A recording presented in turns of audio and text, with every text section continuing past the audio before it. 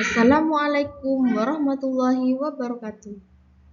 Perkenalkan, nama saya Alvin Izzati Niamil Baswaria, peserta PPG Universitas Islam Negeri Madura, berstiga PAI.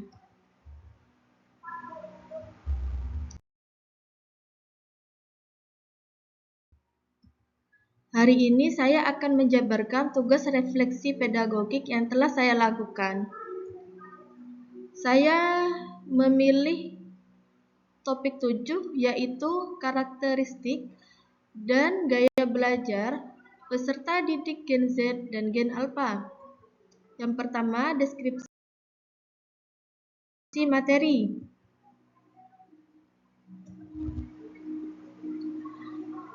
Peserta didik Gen Z yaitu peserta didik yang diperkirakan lahir pada tahun 1998 sampai dengan 2010.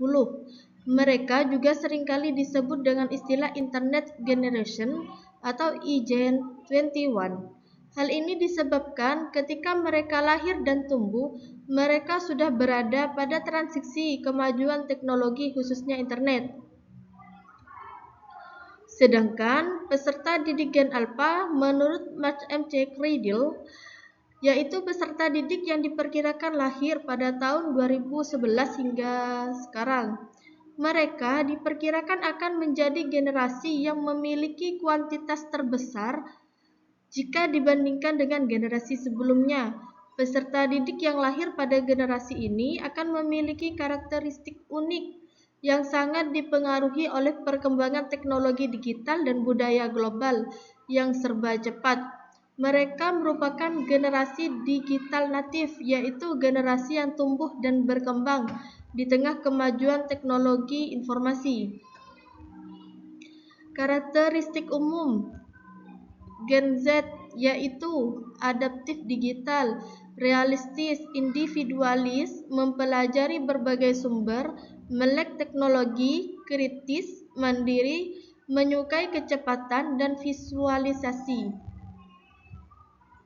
Sedangkan Gen Alpha lebih digital dari Gen Z, multitasking alami, pendidikan interaktif, sangat visual, mudah bosan, kreatif, terbiasa dengan konten instan. Gaya belajar Gen Z cenderung belajar visual dan interaktif serta relevansi praktis dengan kehidupan nyata, sedangkan Gen Alpha cenderung mengeksplorasi gamifikasi dan kegiatan berbasis proyek. Dengan memahami deskripsi ini, pendidik dapat menyesuaikan strategi pembelajaran agar lebih efektif dan bermakna bagi peserta didik.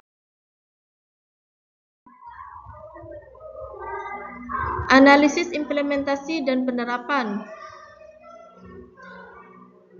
Dalam praktik pembelajaran, penerapan karakteristik dan gaya belajar Gen Z dan Gen Alpha dapat dilakukan melalui yang pertama, desain pembelajaran digital, yaitu dengan menggunakan media interaktif seperti video, animasi, dan presentasi dinamis, serta memanfaatkan platform LMS, Google Classroom, Moodle, dan seterusnya.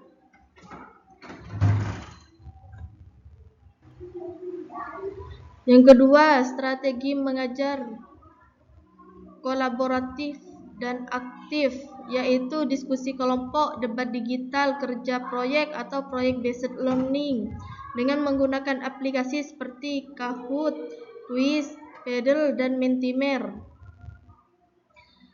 Yang ketiga, pembelajaran kontekstual dan bermakna, misalnya memberi studi kasus dari kehidupan sehari-hari dan membuat konten yang relevan dengan dunia mereka.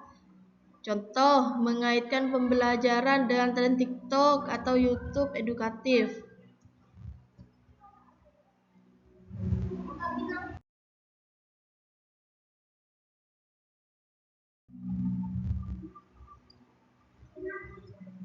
Pengalaman praktis. Pengalaman praktis ini ada dua, yang pertama yang mendukung, yang kedua yang bertentangan. yang mendukung materi, misalnya saat mengajar materi indahnya saling menghargai dalam keragaman di kelas 4, saya menggunakan video pendek dari YouTube sebagai pemantik diskusi. Jadi murid-murid itu langsung tertarik dan aktif berdiskusi. Pada akhir materi pembelajaran, saya meminta peserta didik untuk menyimpulkan hasil pembelajaran yang telah dilakukan. Untuk yang bertentangan dengan materi, sebaliknya, ketika saya menggunakan metode ceramah konvensional tanpa media visual, jadi ketika saya menjelaskan hanya berpusat kepada saya saja, maka yang saya lihat peserta didik itu terlihat cepat bosan, kurang fokus, dan tidak banyak yang bertanya atau merespon. Ini membuktikan bahwa gaya belajar yang saya lakukan itu tidak cocok kepada mereka.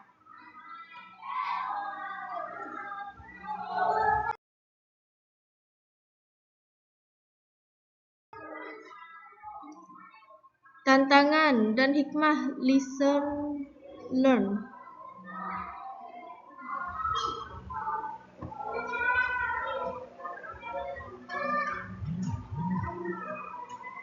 Yang pertama, adaptasi teknologi.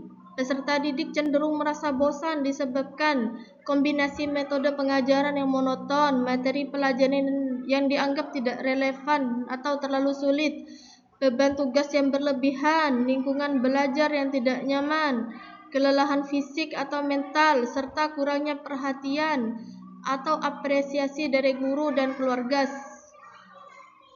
Hikmahnya, guru harus adaptif dan mampu menggunakan berbagai metode pembelajaran yang sesuai dengan keadaan peserta didik. Hal ini perlu didukung dengan penggunaan teknologi dalam pembelajaran agar tetap relevan dan menarik bagi peserta didik.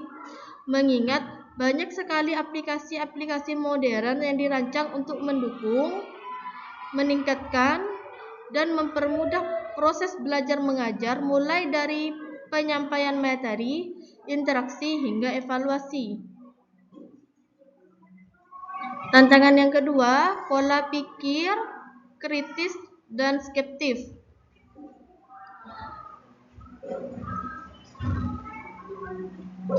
Generasi ini lebih cenderung mempertanyakan nilai dan ajaran agama. Artinya, peserta didik dalam mengaktualisasikan dirinya dapat mengarah pada pemahaman yang lebih mendalam, tidak hanya menitik fokuskan pada ritual saja, melainkan juga pada esensi ajaran dan nilai-nilai etika seperti kasih sayang dan keadilan. Hal ini bertujuan untuk mengeksplorasi keraguan dan ketidakpastian yang muncul. Hikmahnya, guru perlu memberikan pendekatan yang logis dan aplikatif. Tantangan yang ketiga, rentan perhatian yang pendek. Peserta didik ini cenderung kehilangan konsentrasi dan cepat terdistraksi yang diakibatkan oleh hal-hal kecil di sekitarnya.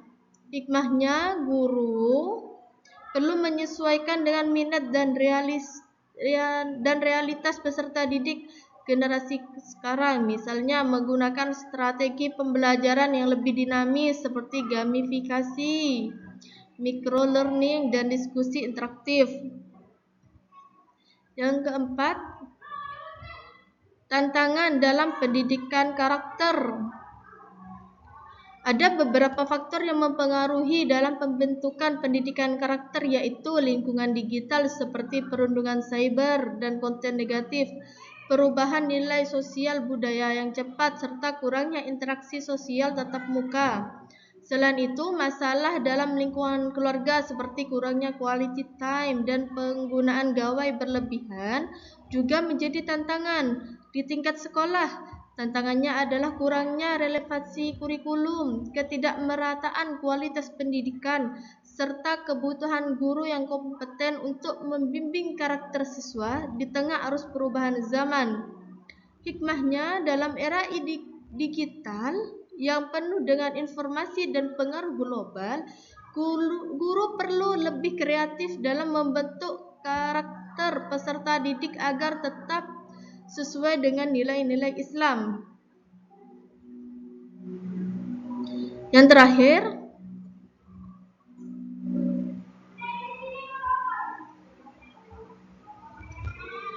kebutuhan pembelajaran yang fleksibel dan personalized. Guru dituntut untuk memiliki pemahaman mendalam tentang peserta didik, menciptakan konten yang relevan dan menarik, serta mendorong interaksi aktif. Hikmahnya, hal ini menciptakan pendekatan pendidikan yang adaptif, di mana pembelajaran disesuaikan dengan kebutuhan, gaya belajar, kecepatan, dan minat unik setiap siswa, memberikan fleksibilitas dalam metode, waktu, dan tempat belajar, berbeda dari metode tradisional yang seragam. Tujuannya adalah untuk meningkatkan keterlibatan siswa, memaksimalkan potensi mereka, dan mengurangi kesenjangan prestasi melalui pengalaman belajar yang lebih efisien dan terarah.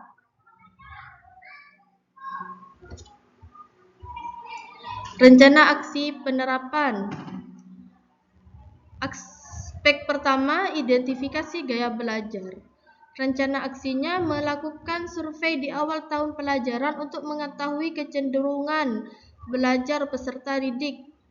Aspek yang kedua yaitu desain media pembelajaran. Rencana aksinya mengembangkan bahan ajar berbasis video, infografis, dan games interaktif.